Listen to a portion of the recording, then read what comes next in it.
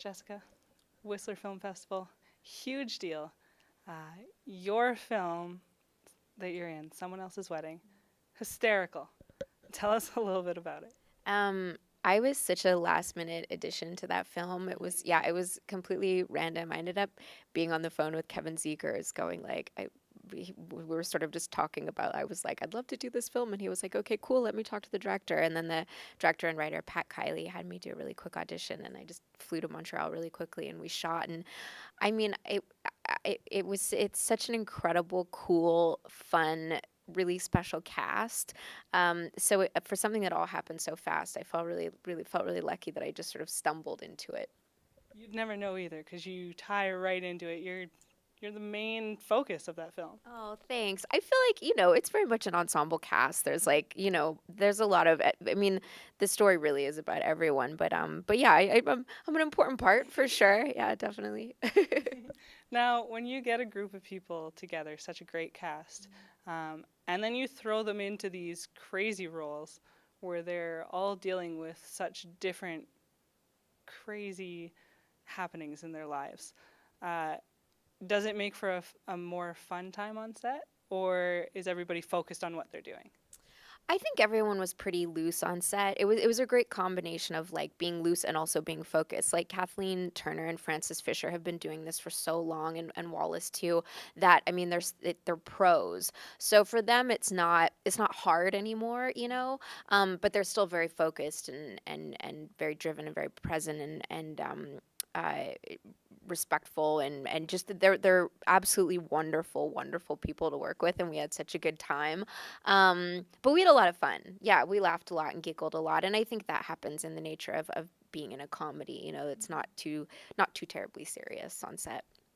So tell us about your character. She's you fall in love with her because of who she is as a person, and then there's a little bit of a twist, and you're like, oh, I don't know how I feel about you now. How did you feel about playing her? I think it's just a really honest portrayal of anyone because as the first time you meet someone, you have a very specific opinion of them usually, and like your significant other, for instance, or you think they're this perfect amazing person. I think Chris Rock has this joke about in the first little while that you meet someone, you don't show yourself, you sort of send your representative self, and I think that's like anything. I mean, she's a flawed person like we all are. We all have made mistakes, and I think, when it comes to love and romance, I wish it was, really cut and dry and black and white. And if one thing I've learned, with romance in my life is you literally have no control over who you have chemistry with and who you're attracted to.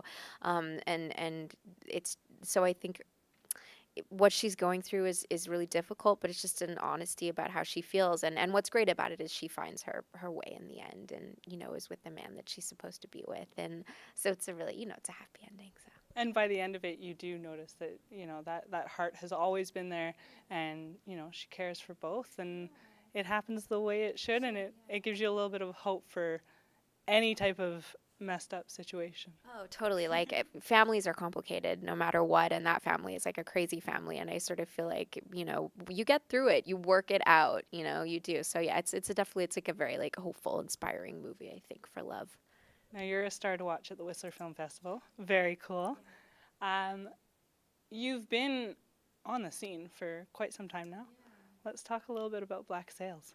Oh man, Black Sails was a really pivotal moment in my career in terms of I think when we start out, you're kind of going to every audition and you take what you book, I mean some people, it's not like that for them. Boom, they get to do some sort of Oscar nominated thing right away. But I did a lot of stuff that I just for a long time felt like I was working, but I wasn't really passionate about everything that I was doing. I was about some things, and then Black Sails came along and it was like, oh my God, this incredible opportunity has landed in my lap.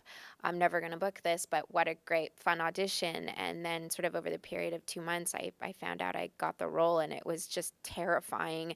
And it was it was a very expensive show to be made. So being on that set was like being in Disneyland. I mean, everything felt so real all the time. It made it so much easier to do my job. I remember being in our one of our sort of tanks one day in this rowboat and looking at this giant ship, and my mom was like filming the whole thing, and I was just like, oh my god, like this is where I want to be, and this is what I want to be doing, and it's happening, oh my god. So that was huge for me. I mean, that 4 years of my life was so incredibly special to me, and I'm just like, yeah, abundantly grateful for that.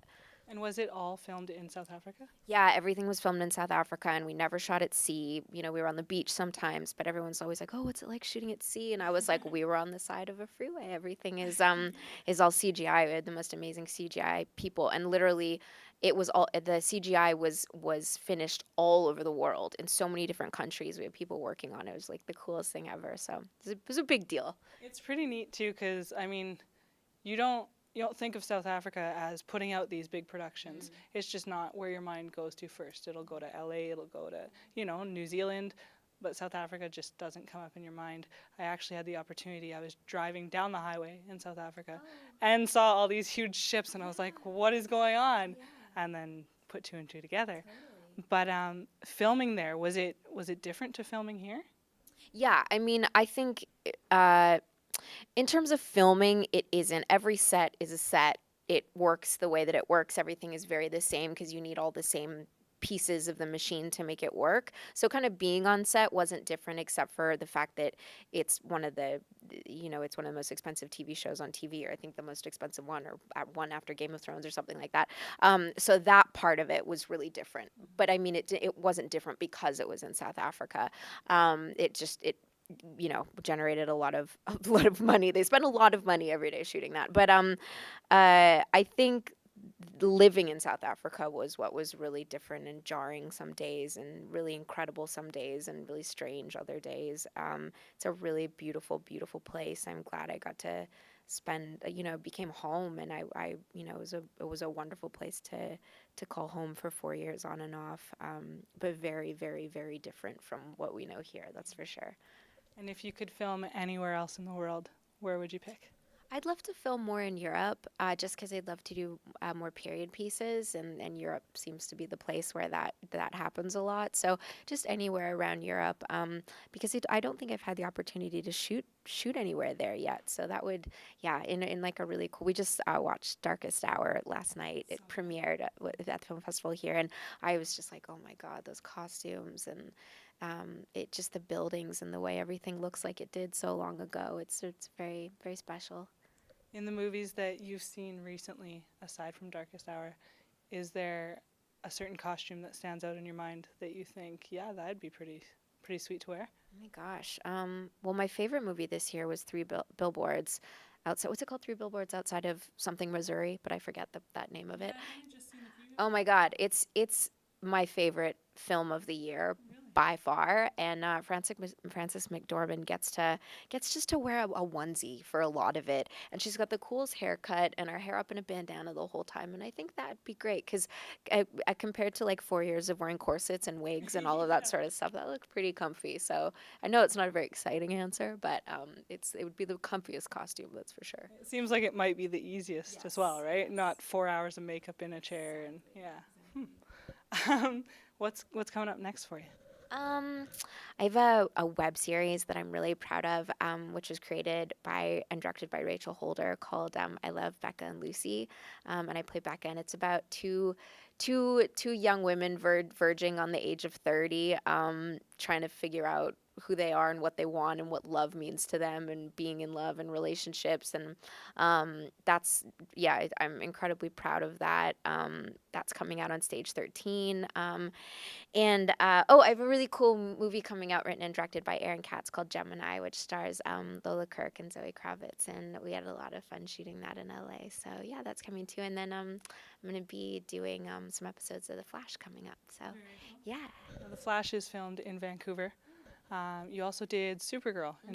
Was that in Vancouver or New York? Vancouver. Yeah. I did a little crossover episode. So, yeah. Oh, yeah. I guess that just aired the other day. Yeah. So it's very exciting. It's a mystery. I'm a mystery girl right now on the show.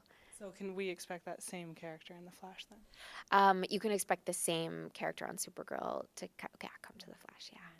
Very cool. I'm excited to see that. I have to ask you about your socks. Are you wearing any? I'm wearing socks. I'm wearing pink little ankle socks that I got from Forever 21, and they're like a really great shade of pink. And as I was talking about before, being a tomboy for so long, and then in my 20s realizing that, oh my God, pink things and like diamonds, it's like okay to be a girl and like girly things. That's okay. It doesn't mean you're not strong or you're not independent or any of those things. And so I've started buying more pink things, and so I is a long story about my socks actually look incredibly boring, but to me they're like my pink cozy winter socks, I guess. It gives you that little bit of girliness that nobody else can see right now. See, no one knows. Yeah. That's cool. Thank you so much.